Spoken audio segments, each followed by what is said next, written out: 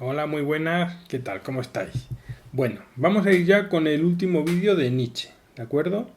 Yo había pensado en dividir en dos lo que me quedaba, es decir, que casi iban a ser cinco, pero como al parecer en la EBAU no vais a tener que hacer texto, porque según lo que se ha visto por ahí van a ser todo preguntas de teoría, pues entonces nosotros, o sea, no os voy a comentar el texto de Nietzsche pormenorizadamente. Ya lo hice en el texto anterior, o sea, perdón, en el vídeo anterior, o el anterior del anterior, no me acuerdo.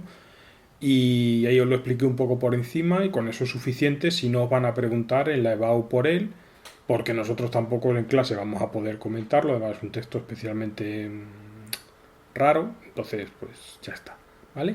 Así es que en este vídeo, que a lo mejor se hace un poco largo, pero voy a acabar ya con la teoría de Nietzsche. Y vamos a ver la segunda parte del tema. Realmente el tema es como si tuviera dos partes. Todo lo que hemos visto hasta ahora y luego esta segunda parte. En esta segunda parte se puede incluir lo del nihilismo y lo de la muerte de Dios, pero vamos, realmente está la segunda parte. Entonces, si alguien va a la EBAU o si hacemos alguna vez, si hacemos algún examen o lo que sea, se os puede preguntar de teoría alguna de las tres cosas que vienen ahora que yo voy a explicar. Lo que vamos a ver ahora es esto de la propuesta filosófica o filosofía futura. ¿De acuerdo? Eso es lo que nos queda de Nietzsche y es lo que voy a explicar en este vídeo. Vamos con ello.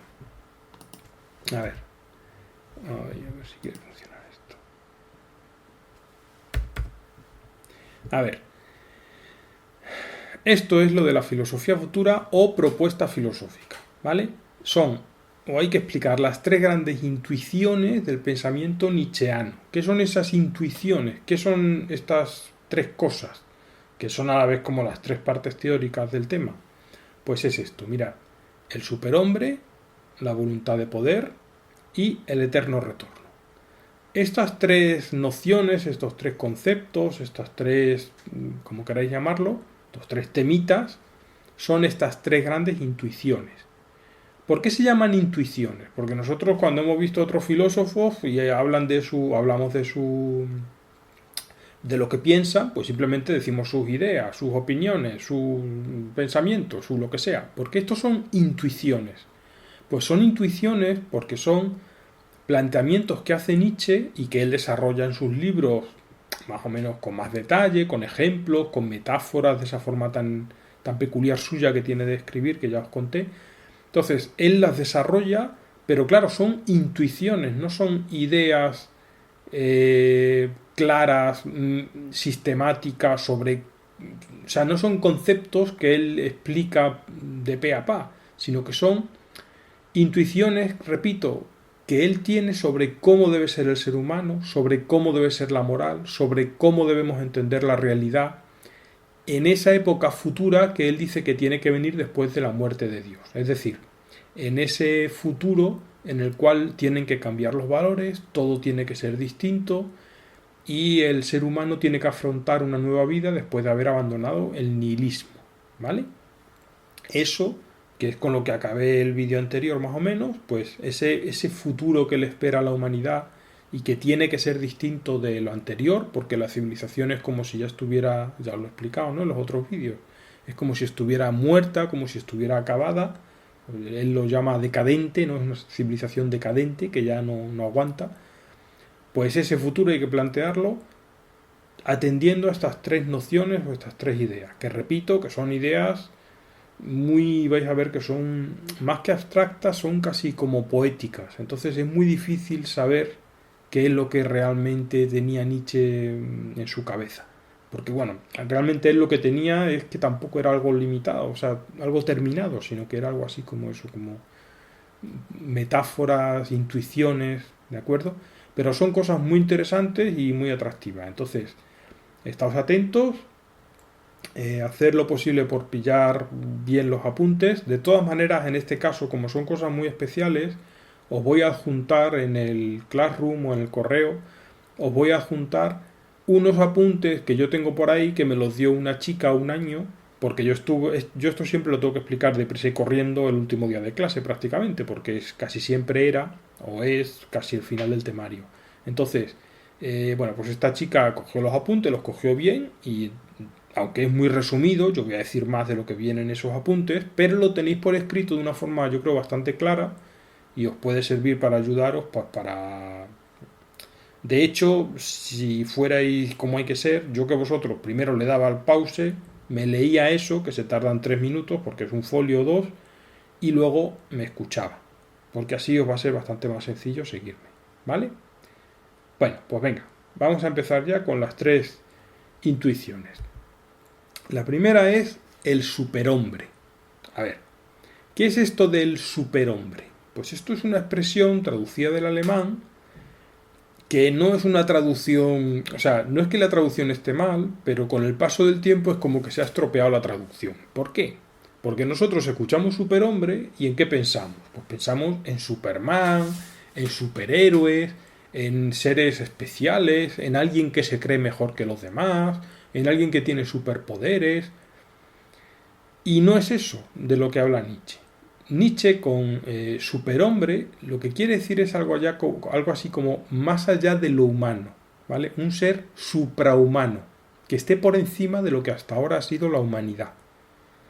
¿Qué ha sido hasta ahora la humanidad? Pues ahora lo voy a explicar, pero para Nietzsche, según lo que hemos visto, la humanidad ha sido una especie eh, de forma de vivir o hemos vivido en una especie de situación de sometimiento, de sufrimiento, hemos estado sometidos a unos valores, ¿no?, de la religión cristiana, unos valores de que todo lo natural está prohibido o es pecaminoso o está mal, los sentimientos hay que esconderlos, los instintos hay que reprimirlos. Entonces, eso es una forma de humanidad, de hombre, que dice Nietzsche que ya está terminada y que hay que cambiarla por otra. Ese más allá de la humanidad, esa otra forma de comprender la humanidad, pues eso es lo que hay que entender por el superhombre. No un señor que tiene mucha fuerza o que es muy listo o algo así, ¿vale? No se refiere a una persona. Este concepto de superhombre es uno de los conceptos que ya os dije yo que se usó con bastante mala idea por parte del nazismo para justificar un poco la importancia de que haya un líder supremo, que en este caso era Hitler, que lo pueda todo y que no sé qué, y que esté por encima de los demás. Pero ya os dije, y por favor no se os olvide, que Nietzsche murió mucho antes de que ni siquiera existiera la idea del nazismo, ¿vale? Que el contacto, digamos, entre lo que pensaba Nietzsche, o entre la filosofía de Nietzsche y el nazismo es por su hermana, que se prestó a malinterpretar y a que se usaran los textos del hermano para tergiversarlos y en fin, pero que Nietzsche no está pensando en nada que tenga nada que ver con el fascismo ni nada de esto, ¿vale? Bueno, pues ya os lo voy a explicar lo que dice Nietzsche. Nietzsche, para explicar lo que es el superhombre, él habla de ello en varios sitios, ¿no? Pero hay un texto que está en el Así habló Zaratustra, que ya os dije que es un libro muy especial, que consiste en un montón de pequeños capítulos donde cada capítulo es una especie de fábula, es parecido un poco al Evangelio. Bueno, y en el Zaratustra hay un texto que se llama de las tres transformaciones, que es el que había antes en selectividad. Cuando yo estudié, ese es el texto que había en selectividad. Y ahí lo que explica Nietzsche es cómo el ser humano ha pasado y tiene que pasar por tres situaciones o por tres momentos, ¿no? Tres transformaciones. Aquí están dibujadas las tres transformaciones. La primera, el hombre camello o el camello. La segunda, el hombre león. Y la tercera, el hombre niño. ¿De acuerdo? Además, fijaos hacia dónde están mirando. El camello mira hacia adelante, el león mira hacia atrás y el niño mira también hacia adelante. ¿Vale? Esto es un dibujo que he encontrado por ahí que la verdad es que está muy bien para resumir visualmente algunas cosillas. Bueno, vamos con ello. Primero os lo explico y luego leemos el texto así por encima, ¿vale?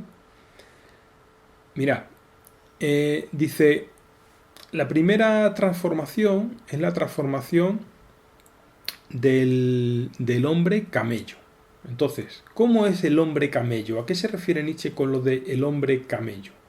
Bueno, pues el hombre camello es el hombre de la civilización occidental, el hombre del cristianismo, el hombre que ha estado sometido a esa moral de esclavos de la que os hablé en el otro vídeo, y que es una moral de esclavos que lo que hace es, como he repetido muchas veces, reprimir, reprimir, reprimir y poner como valores que hay que seguir y como aspiraciones un mundo que es un trasmundo, es decir, que no existe, que es el reino de los cielos o el infierno, según cómo te portes, y decir que los verdaderos valores son unos mandamientos que hay que cumplir, que no hay quien los cumpla porque son imposibles y que por lo tanto hay que vivir constreñido al pecado. Es decir, el hombre camello se llama camello porque lleva una carga tremenda y es la carga de arrastrar su responsabilidad, de arrastrar los males de su cultura, de arrastrar unos valores decadentes, de arrastrar una forma de vida insoportable.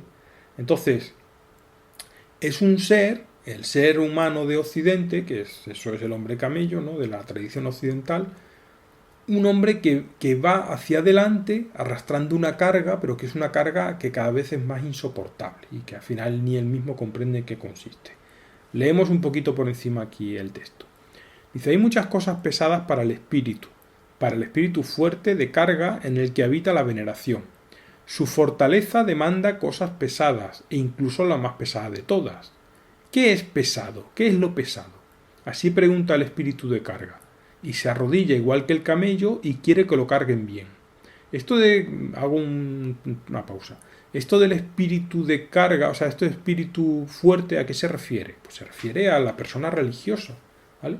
Al ser que quiere comprender dónde está, tiene unas aspiraciones espirituales. Entonces, ¿qué le ocurre? Pues que se ve que está cargado, o sea, va arrastrando un montón de cosas con las que no puede. Entonces, se arrodilla igual que el camello y quiere que le carguen bien. ¿Y qué es eso? Humillarse para hacer daño a la propia soberbia, hacer brillar la propia tontería para burlarse de la propia sabiduría. ¿O acaso es amar a quienes nos desprecian y tender la mano al fantasma cuando quiere causarnos miedo? Todas estas cosas, las más pesadas de todas, carga el espíritu de carga. Dice, semejante al camello que corre al desierto con su carga, así corre él a su desierto. Es decir, el hombre cristiano, el hombre occidental, el ser humano occidental, digo hombre, pero ya sabéis que se refiere a la humanidad, incluye a las mujeres, claro, va siempre cargado por estas hipocresías, ¿no lo veis? Dice, humillarse para hacer daño a la propia soberbia, es decir, eso no es el tener que vivir humillado para ir despreciar la propia soberbia de lo que uno vale, pues eso es una carga, ¿vale? Porque ni siquiera uno puede mostrar lo que vale por sí mismo. Entonces, esta es, digamos, la visión negativa que tiene Nietzsche del ser humano tradicional, que representa con el hombre camello y que hay que cambiar, ¿vale? Segunda transformación. Aquí viene el hombre león. La segunda transformación. En león se transforma aquí el espíritu. Quiere conquistar su libertad como se conquista una presa y ser señor en su propio desierto. Aquí busca a su último señor. Quiere convertirse en enemigo de él y de su último dios. Con el gran dragón quiere pelear para conseguir la victoria. Tú debes, se llama el gran dragón. Bueno, ¿qué es esto del gran dragón? Se refiere a la ética, a la moral. Dice, quiere pelear con el tú debes, o sea, con los valores de siempre, con los valores tradicionales, quiere enfrentarse a ellos. Pero el espíritu del león le dice, yo quiero. Es decir, se opone al tú debes, el yo quiero. Se opone la voluntad, que esto es la voluntad de poder, que luego hablaré de ella, se opone la voluntad al deber impuesto por otros. ¿De acuerdo? Crear valores nuevos, tampoco el león es capaz aún de hacerlo. Mas crearse libertad para un nuevo crear, esto sí es capaz de hacerlo el poder del león. ¿Qué quiere decir esta frase tan peculiar? Dice, el león lo que hace es enfrentarse al pasado, ¿no? A lo que se le dice, a la tradición, a lo que se le dice que tiene que hacer. Entonces, él puede enfrentarse a eso y puede decir, no, yo no soy así, yo quiero rebelarme, yo quiero ser distinto.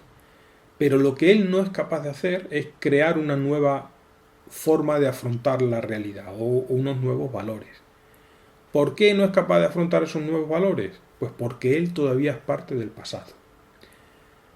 Así es que, resumiendo, ¿qué representa el hombre león? Pues el hombre león, en el fondo, está representando al mismo Nietzsche, ¿vale? Es un trasunto de él mismo, es el que se da cuenta de los errores de Occidente, el que se da cuenta de que algo ha fallado en el pasado, de que las cosas no han sido como tienen que ser, lo detecta y se enfrenta a eso.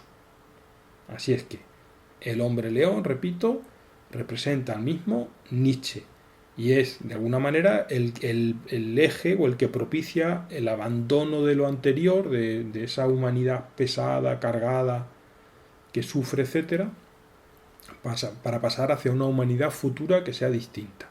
¿Vale? Esa humanidad futura distinta que se basa, que la representa ese concepto del superhombre, que ya os he dicho antes, que es como algo así como sobrehumanidad, ¿no? Como más allá de lo humano. Esa nueva humanidad distinta, Nietzsche lo representa mediante la imagen del hombre niño. ¿De acuerdo? Luego veremos un niño, o vamos a ver un feto, y os explicaré por qué. ¿Por qué dice Nietzsche que es un hombre niño el que representa esa humanidad futura, esa nueva forma de enfrentar las cosas? Pues porque ¿qué es un niño? Un niño es un ser inocente, es un ser que todavía no está marcado por la tradición, no está marcado por los valores, es como algo que está por hacerse.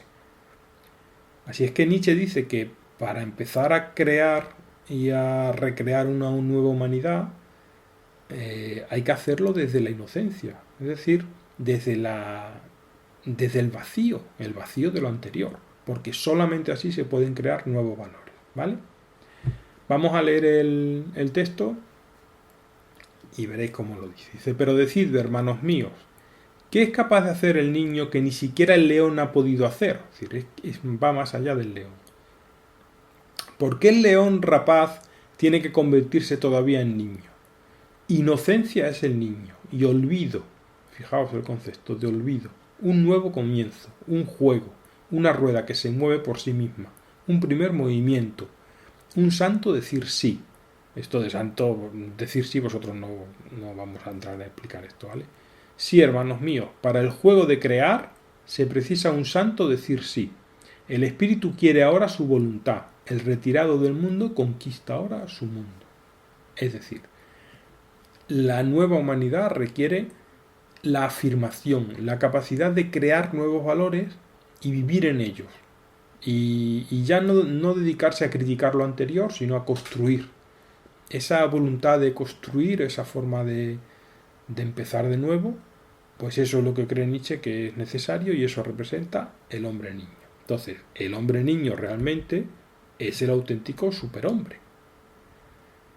Por eso está mirando al futuro. El camello también miraba al futuro. ¿Por qué? Pues porque avanzaba hacia adelante. Pero llega un momento en que su camino, su paso es tan pesado que ya no vale para nada. Por eso el hombre león mira hacia atrás, porque es el que se enfrenta al pasado. Es el que mira hacia detrás, pero no es capaz todavía de ver el porvenir. Sin embargo, el hombre niño es el que está listo y el que está preparado para lo que tenga que venir. Vale, pues vamos a ir con lo siguiente, que es la voluntad de poder. Pero antes, hacer un repasito a lo que habéis escrito, compararlo también con lo que os he mandado y mirad que lo tenéis claro, porque esto son cosas así un poco abstractas. Vale, de todas maneras ya no vamos a leer más textos. El texto este de las tres transformaciones es un texto muy famoso, muy importante y por eso lo hemos leído resumido, porque os he quitado algunos trozos, pero ya de la voluntad de poder y el eterno retorno no vamos a leer más textos. Así es que vamos ya con la voluntad de poder. A ver, os he puesto aquí la voluntad de poder ser. ¿Por qué os pongo eso de la voluntad de poder ser? Pues eso de ser, ese ser, no lo vais a encontrar por ahí, en apuntes o en libros o en cosas. Entonces, os lo pongo para que comprendáis que no se refiere a un poder físico, no se refiere a un poder violento, que eso ahora lo voy a explicar mejor, ¿vale? Entonces, una especie de truco para entender en qué consiste esta voluntad de poder, pues es el añadir mentalmente ahí ese ese ser, ¿vale? De poder ser. Pues a ver, ¿qué quiere decir? A ver si me deja entrar. Bueno, esto es un concepto, la voluntad de poder, que este sí que ha sido, por aquí veis que insisto en esto del nazismo, pero es que, jope, es que da mucha rabia, ¿no? Que un filósofo tan grande como Nietzsche pues se le haya interpretado mal y se le haya usado. Y hay mucha gente que, por cierto, pues es bastante, en fin, demuestra el nivel que tiene, ¿no? Cuando automáticamente asocia a Nietzsche con esto, con el nazismo y este tipo de cosas. Y bueno, perdón, que me voy. La voluntad de poder es un concepto que, fijaos, yo os he puesto, es una nueva concepción de la realidad, de la naturaleza y de la moral. Entonces, la voluntad de poder es la idea en la que estaba trabajando Nietzsche cuando perdió la razón, es decir, al final, ¿no? Cuando se le fue la cabeza por la enfermedad.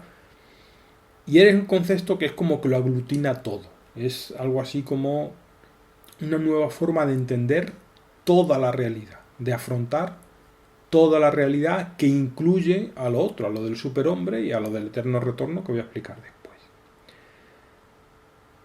Pero antes de explicar qué significa, que no es fácil porque es una cosa que está muy por delimitar, pero bueno, sí se puede hacer una idea, os voy a aclarar, aunque ya lo he insinuado, qué es lo que no significa. Y esto, si tenéis que hacer un examen, unos apuntes, lo que sea, esto hay que ponerlo importante, lo que no es o no significa la voluntad de poder, ¿vale? Lo primero, la voluntad de poder no significa voluntad de mandar sobre otro. Es decir, no es la capacidad para ser jefe, ni es la capacidad que tiene un líder, ni nada de esto, ¿vale? No es voluntad de dominar, es decir, no es un empeño por estar por encima de los demás y por decir a los demás lo que tienen que hacer y por ordenar cosas o mandar en un país o en un... No se refiere a eso. Ni tampoco es voluntad de disfrutar a lo loco. O sea, Nietzsche es verdad que es un filósofo que defiende los sentidos, defiende los impulsos, defiende las cosas instintivas, ¿no? Y es así. Pero la voluntad de poder no se refiere a que uno puede abandonar todo tipo de obligación, pasar de las leyes, pasar de las normas y hacer lo que le da la gana y dedicarse a disfrutar la vida y no aprobar segundo bachillerato y en fin, esas cosas. No, ¿vale? No es eso la voluntad de poder. ¿Cómo se puede entender la voluntad de poder? Bueno, pues Nietzsche va diciendo, como en todas sus ideas, ¿no? Las va soltando por ahí él va soltando como miguitas en sus libros y luego hay que intentar entender todo lo que significa esas miguitas, ¿no? Pero bueno, se puede entender más o menos así, ¿no? La voluntad de poder no es un hecho humano, sino que es un hecho de la naturaleza, de la physis. Además, Nietzsche, ya os he dicho alguna vez que era su filósofo favorito prácticamente era Heráclito. En el fondo, él es el único filósofo al que respetaba de verdad, a Heráclito. Entonces, pensad y acordaos, intentar, aunque esté ya muy lejos, pero intentar acordaos de lo que decía Heráclito. ¿Qué le pasaba al logos de Heráclito? Que era el arjé de la physis, según él. Pues que era algo, una fuerza que lo movía todo, que ordenaba todo, pero que para nosotros no se podía conocer, ¿no? Pues la voluntad de poder es algo así. Es un impulso, os he puesto aquí, es un impulso de autoafirmación que está en la naturaleza. ¿Eso qué quiere decir? Pues que la naturaleza tiene algo que le impulsa a seguir y que hace que, por ejemplo, las cosas tiendan a vivir más que a no vivir. Es decir, la naturaleza tiene una dirección, hay algo que está en todo. Y esa insistencia de seguir, de pervivir, de permanecer, eso es más o menos la voluntad de poder, o es una de las manifestaciones, de la forma en la que podemos entender la voluntad de poder. Por ese motivo, y de ahí viene todo, se puede entender como voluntad de vivir, o sea, el querer permanecer, el querer lo que es no solo vivir en el sentido de no estar muerto, sino de vivir los valores de la vida. O sea, querer vivir de una manera realmente en la que merece la pena vivir, porque querer vivir simplemente por subsistir, pues no, eso no es. Es querer vivir aprovechando todo lo que la vida nos ofrece y todo lo que tenemos a nuestro alcance por ser quienes somos y por lo que es la naturaleza, ¿vale? También como se puede entender como voluntad de ser por uno mismo, o sea, voluntad de autoafirmación, de autonomía, y aquí ya estamos hablando del ser humano. La voluntad de poder es la voluntad para crear nuevos valores, para afirmar uno su voluntad, o sea, para afirmar lo que uno cree que deben ser las cosas, lo que no significa lo mismo que imponérselo a los demás por la violencia, no significa eso, sino que significa que es el querer vivir conforme a nuestras propias reglas, ¿vale? Como un querer, como decía antes en el texto que he leído antes, ¿no? Un querer, un yo quiero. Pues ese yo quiero, esa es la voluntad de poder, que se oponía, recuerdo el texto anterior, del hombre camello, perdón, del hombre león, que se opone al tú debes. Pues ese yo quiero, eso es una manifestación de la voluntad de poder. Y la voluntad de poder es necesaria porque gracias a ella podemos esforzarnos o podemos crear nuevos valores, que esa es la clave para entender todo esto de la filosofía futura de Nietzsche, ¿no? De la propuesta filosófica.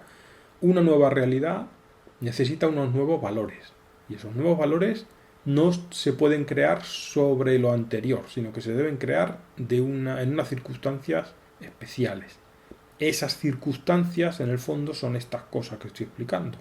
Un ser humano especial, que es el superhombre, una forma especial de autoafirmación y de querer ser, que eso es la voluntad de poder, y luego una forma especial de ética, que es lo que voy a explicar después del eterno retorno.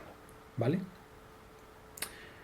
Bueno, pues ya está, no os voy a decir nada más. Esto lo he resumido muchísimo, lo he explicado en 5 o 6 minutos y es una cosa de verdad sobre la que habría mucho que decir y mucho que discutir. Aprovecho que me ha salido breve para comentaros una cosa. Todas estas nociones, estas 3 nociones que estoy explicando en este vídeo, tenéis que tener presente que si lo estudiáis o lo veis por otro sitio, os podéis encontrar con filósofos o profesores o quien sea que diga cosas que no se correspondan con lo que yo estoy diciendo, o que yo diga cosas que incluso puedan aparecer contradichas en otro sitio, o que alguien le dé mucha importancia a algo que yo no estoy mencionando. Bueno, no os preocupéis, ¿vale? Nietzsche, ya os he dicho que su filosofía está muy diseminada, y sobre todo esta filosofía de estos 3 conceptos está todo muy suelto por ahí y está muy sujeto a interpretación, porque ya habéis visto en los textos que hemos leído que son textos que, en fin, que son prácticamente poesía. Así es que no os preocupéis y fiaros de lo que yo os digo, que es para vosotros es más que suficiente para empezar luego a pensar por vosotros mismos y a investigar por vosotros mismos, si a alguno le da por profundizar en la filosofía de Nietzsche, ¿no? Porque nunca se sabe para dónde va la vida. Y ya como curiosidad, pues os digo, aquí os había puesto a Hitler aquí prohibido y tal, fatal, pero aquí os he puesto a Charlie Chaplin. No sé si habéis visto esta película, El Gran Dictador, que yo la recomiendo, que es muy buena, que consiste en que un pobre hombre, un barbero judío, por carambolas de la vida, resulta que se parece mucho a un personaje que es como si fuera Hitler, pero no se llama Hitler, no me acuerdo ahora mismo cómo se llama, ¿no?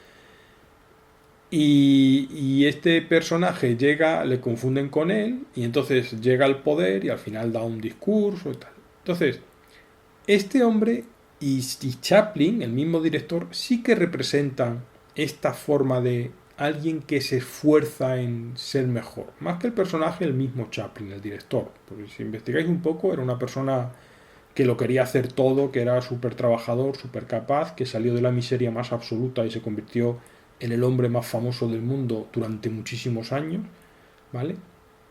Y que además él tuvo, por ejemplo, el coraje, por no decir los huevos, tuvo el coraje de hacer una película en la que se cachondeaba de Hitler cuando Hitler estaba todavía, o sea, cuando estaba empezando la Segunda Guerra Mundial, ¿eh? No después, sino que él se cachondeó de Hitler cuando en Estados Unidos, por ejemplo, todavía había muchos nazis. Mucha gente que, o sea, que no nazis, sino gente que admiraba mucho a Hitler porque, bueno, en los años 30 se les veía como alguien Así es que nada, ya os pongo aquí esto ya es un poco anecdótico, pero que os sirva como cultura general, que ya sabéis que la cultura general es muy importante. Y venga, vamos con lo último, que es el eterno retorno. Esta idea es muy hermosa, pero muy abstracta, un poquito compleja de entender, ¿vale? Así es que este es buen momento para hacer una pausa, volver a repasar los apuntes y compararlo con lo que os he mandado y prepararse ya para esto, que es lo último que queda. ¿De acuerdo? A ver, qué significa esto del eterno retorno? ¿Qué es esto? Vamos a ver. A ver si quiere entrar.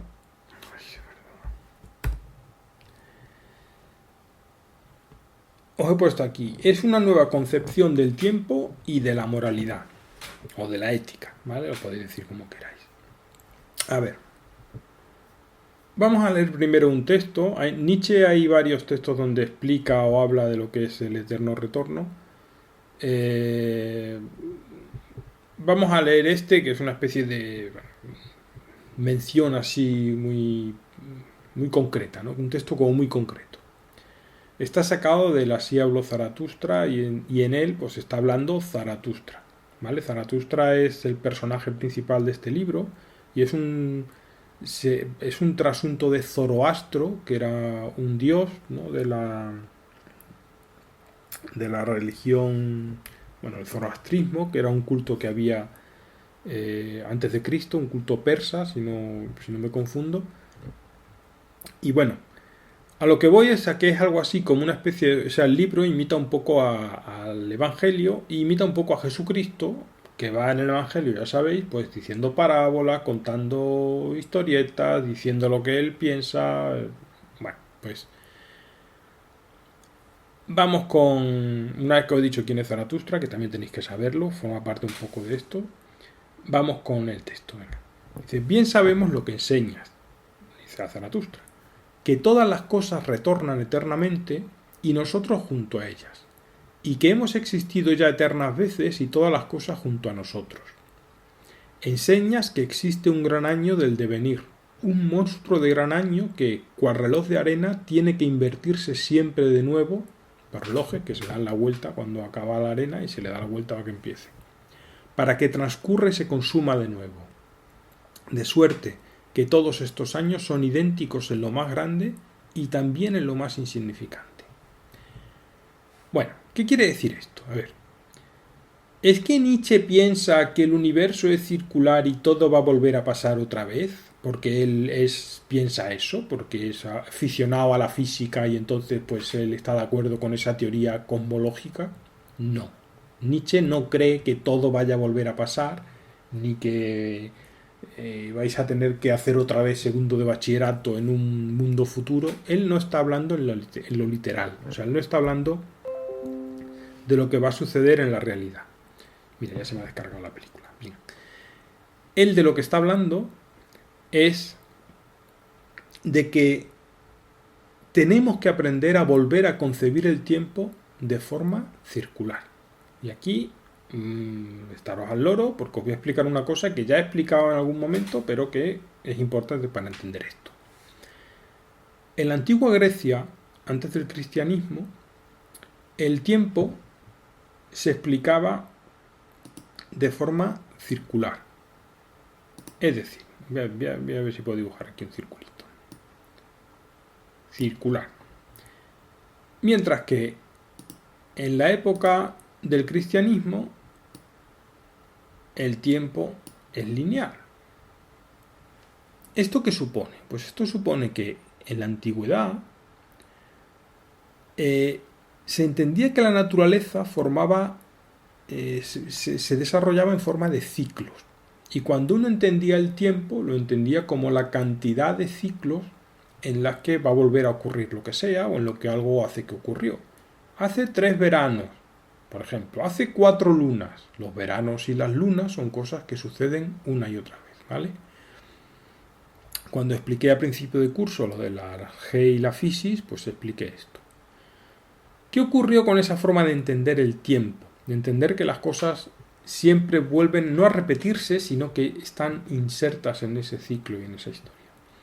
Pues que eso desapareció cuando llegó el cristianismo. ¿Por qué? Pues porque el cristianismo nos dice, tú estás aquí, ¿vale? Tú estás aquí, pero tú tienes que vivir y conformar, o sea, y portarte de una determinada manera para llegar a algo, para llegar a un objetivo. Ese objetivo, pues es, por ejemplo, el cielo o el infierno si no lo consigues. Tú vives aquí y tienes que vivir mirando a esto. Y esto está enfrente de ti, eso está delante. Eso se llama escatología, pensamiento escatológico, que creo que ya lo mencioné cuando expliqué a Santo Tomás, ¿no? O sea, el tiempo para nosotros se ha convertido en algo lineal. Nosotros siempre vivimos hacia el futuro, pensando que aquello que nos mueve, aquello que hace que hagamos lo que tenemos que hacer, es lo futuro.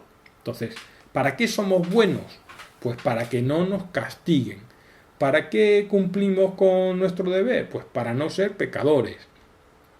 ¿Para qué nos portamos bien? Pues para ir al cielo. ¿Para qué estudiamos mucho? Pues para estudiar una carrera en el futuro, ¿vale? ¿Para qué estudiamos una carrera? Pues para luego tener un buen trabajo. Es decir, lo que consideramos que está bien o que está mal, lo consideramos así según algo que no está presente. Pues bien, lo que dice Nietzsche es que hay que volver a esto. Pero hay que volver a esto no en el sentido de pensar que la realidad, la naturaleza, el mundo va dando vueltas y que todo vuelve a pasar y no sé qué, no sé cuánto. Sino que es lo siguiente. Y esta es la clave de lo que tenéis que entender. La clave es que tenemos que vivir como si todo esto que está pasando o que nos ocurre ahora o que nos va a ocurrir o que sabemos que nos va a ocurrir, ocurriera infinitas veces. ¿Para qué? Es decir, ¿por qué tenemos que pensarlo así? Pues tenemos que pensarlo así, y esta es la clave, para quitarle importancia. Es decir, ¿cuál es la posibilidad de crear una nueva forma de afrontar nuestra vida, nuestros valores, todo esto que estoy repitiendo un montón de veces? Pues la clave está para Nietzsche en lo que él llama un concepto que es la jovialidad, con J, jovialidad. La jovialidad es algo así como la ligereza, la ingenuidad, el no preocuparse mucho por las cosas, el entender que nada tiene demasiada importancia, que todo puede cambiar y no ocurre nada, es decir, que no hay nada que sea especialmente sagrado. Claro, para afrontar la vida de una forma jovial, de una manera así, con esa cierta despreocupación, uno tiene que vivir, según Nietzsche, como si todo fuera a pasar otra vez. ¿Por qué? Pues porque al vivirlo así, no vivo el ahora, no vivo el presente como si fuera una carga tremenda y una responsabilidad tremenda. O sea, si yo entiendo que esta decisión que tengo que tomar, que este trabajo que tengo que hacer, que esta carga que tengo que llevar ahora mismo, ¿no? Como el hombre camello, si yo entiendo que esto va a volver a pasar, o ya, y más que va a volver a pasar, que ya ha pasado antes, o sea, que es una vez más de las que tiene que ocurrir eso en la existencia de la realidad, pues me doy cuenta de que no tiene tanta importancia.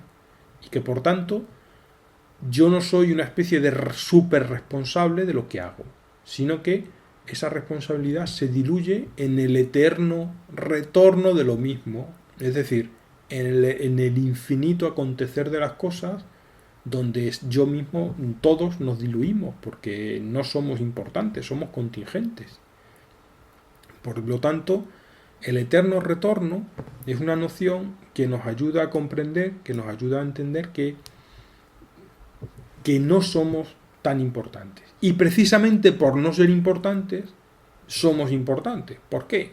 Pues somos importantes porque nos permite tranquilizarnos, relajarnos, librarnos de las imposiciones que no decidimos nosotros y mirar por construir nosotros nuestra propia vida. Y ya está. Y eso es el eterno retorno.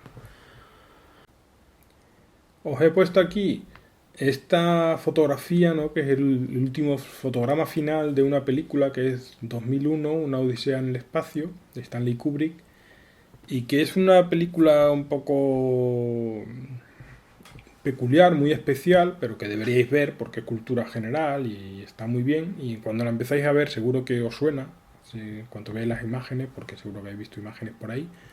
Y bueno, es una película que empieza con una escena que sucede en la prehistoria, donde hay unos homínidos que se pelean y demás, y empieza con un cartel que pone el amanecer del hombre, el amanecer de la humanidad. Y la peli, después de que pasen unas historias, porque es una peli de ciencia ficción, que habla del futuro, que habla de viajes en el espacio, bueno, el futuro de cuando se hizo, porque se supone que era el 2001, ¿no? Bueno, y termina con este fotograma de un bebé, un feto, perdón, flotando en el espacio, orbitando alrededor de la Tierra. ¿Y qué quiere decir eso? Pues bueno, a saber un poco lo que quería decir Kubrick o el autor del relato en el que está basado la película, pero a lo que hace referencia es a que la humanidad tiene la oportunidad de volver a ser. Es decir, al principio de la película es como que se echa a perder y a la vez su progreso empieza cuando descubre el uso de las herramientas y a la vez el uso de la violencia. Y os podéis ver al principio, que son 10 minutos y vais a entenderme mejor. Y ya de paso a ver si os engancháis y veis la peli entera, que merece la pena. Y pues eso. Bueno, de hecho, a ver, voy a buscar ahora porque a lo mejor puedo encontrarlo y lo pongo en la lista de reproducción de YouTube de Nietzsche y por si queréis ver ahí el principio de la peli, por lo menos el principio. Bueno, y eso, que empieza con la humanidad, se empieza a progresar y a desarrollarse cuando empieza a usar las armas, cuando empieza a usar las herramientas. Sucede todo lo que sucede en la película, que no lo voy a contar, pero que es muy especial. Repito que es una peli de ciencia ficción, es una peli del espacio, de naves espaciales. Y al final la película empieza con una nueva humanidad. Y fijaos que ponen un feto, ponen un niño. Y eso es una alusión clara a lo que estamos viendo, a Nietzsche. Porque para Nietzsche lo que representa el ser humano del futuro, vuelvo a insistir, no es un ser poderoso tal y cual, sino es lo que es un niño. O sea, la inocencia, la capacidad para volver a vivirlo todo y ilusionarse por todo y tener la posibilidad de renacer, ¿vale? De conocerse a uno a sí mismo, pero de renacer, con nuevos valores y con una nueva manera de enfrentar las cosas. Bueno, pues ya está. Con esto yo creo que acaba la teoría de Nietzsche. Si tenéis dudas o preguntas, pues ya sabéis cuáles son los cauces y que ahí estoy para lo que sea. Y, y nada más. El texto, como os dije, basta con lo que os expliqué en el otro vídeo, en el vídeo anterior, donde lo contaba, que era el texto este de la historia de un error. Ese es el texto de EBAU. Pero como al parecer no va a haber EBAU este año con texto, pues no voy a hacer un vídeo ni voy a dedicarme un rato aquí a explicar el texto, porque es un texto que vosotros no vais a tener que comentar detalladamente ni nada. Entonces no estáis ahora para perder mucho tiempo ni nada de esto. Lo que sí os pido es que por favor que repaséis los apuntes y que me preguntéis dudas y que lo que necesitéis, pues ya sabéis dónde estoy. ¿Vale? Hala, un abrazo y hasta la próxima.